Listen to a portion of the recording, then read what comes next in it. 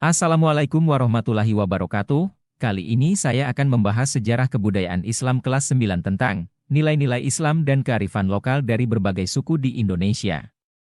Implementasi nilai-nilai ajaran Islam dalam kehidupan sehari-hari, misalnya, penggunaan nama-nama hari dalam penanggalan yaitu Ahad, Senin, Selasa, Rabu, Kamis, Jumat dan Sabtu, nama-nama orang seperti Ahmad, Muhammad, Abdullah, Abdurrahman, dan lain-lain, pemakaian perhitungan dengan bulan-bulan Hijriah untuk kegiatan ibadah keagamaan.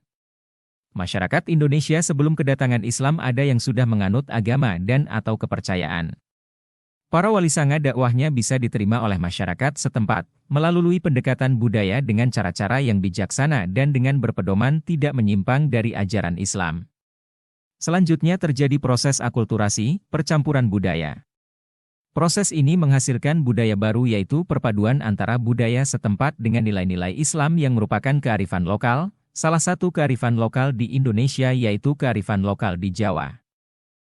Kearifan lokal di Jawa, 1. Tahlilan. Istilah tahlilan berasal dari bahasa Arab, yaitu dari kata halalayu halilu, tahlilan, artinya membaca kalimat la ilaha illallah yang mengandung makna sebuah pernyataan bahwa tiada Tuhan selain Allah. Kalimat tahlil dan rangkaian bacaan dalam tahlil tidak lain hanyalah mengesahkan dan mengingat Allah serta takarub ilallah, yaitu upaya untuk selalu mendekatkan diri kepada Allah.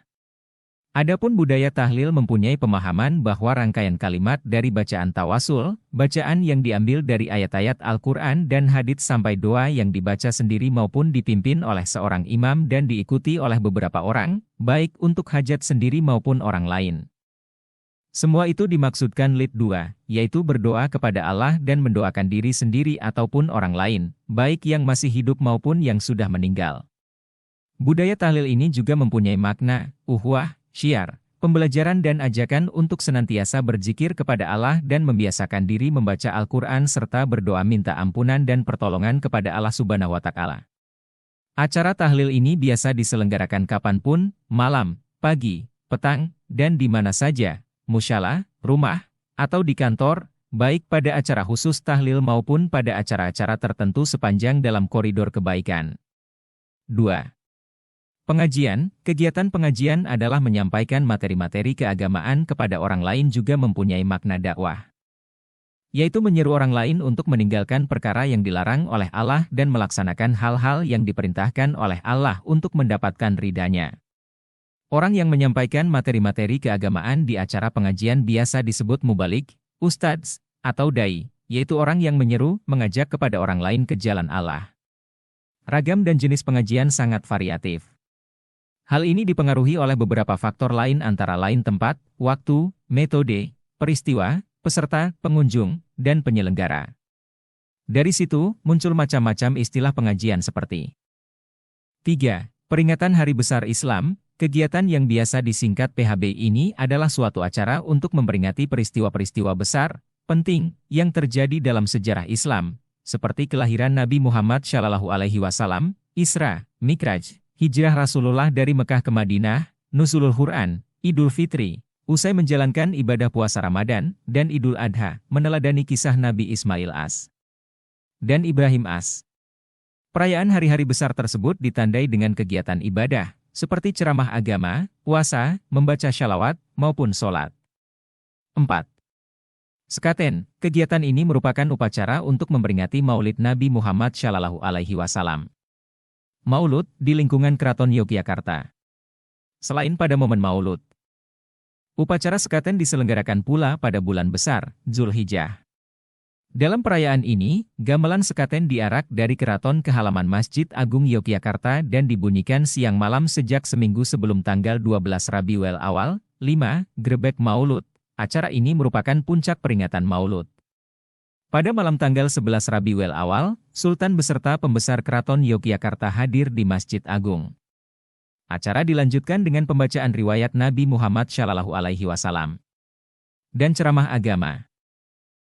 6. Takbiran. Kegiatan ini dilakukan pada malam 1 Syawal, Idul Fitri, dengan mengucapkan takbir bersama-sama di Masjid Musyala. Tidak jarang kegiatan dilakukan berkeliling kampung atau melintasi jalan raya sebagai syiar dakwah, takbir keliling. 7. Likuran. Budaya ini diselenggarakan setiap malam tanggal 21 Ramadan. Kearifan lokal tersebut masih berjalan dengan baik di lingkungan Keraton Surakarta dan Yogyakarta. Selikuran berasal dari kata selikur yang berarti 21.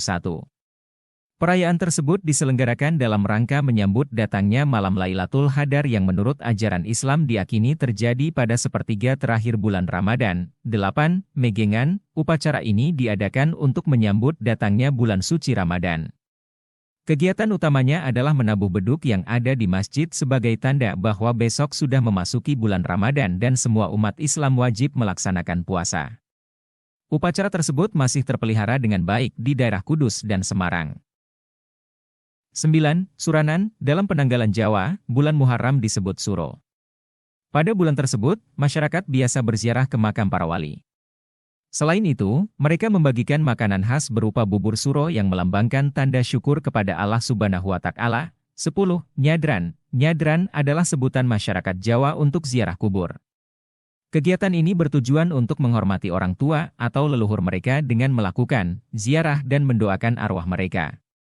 Di daerah lain, nyadran diartikan sebagai bersih makam para leluhur dan sedulur, saudara. Kemudian bersih desa yang dilakukan dari pagi sampai menjelang waktu zuhur. 11. Lebaran ketupat. Kegiatan ini disebut juga dengan Bagda Kupat yang dilaksanakan seminggu setelah pelaksanaan Hari Raya Idul Fitri. Ketupat adalah jenis makanan yang dibuat dari beras dengan janur, daun kelapa yang masih muda, dan dibentuk seperti belah ketupat. Sekian pembahasan dari saya mengenai nilai-nilai Islam dan kearifan lokal di berbagai suku di Indonesia. Semoga dapat bermanfaat. Wassalamualaikum warahmatullahi wabarakatuh.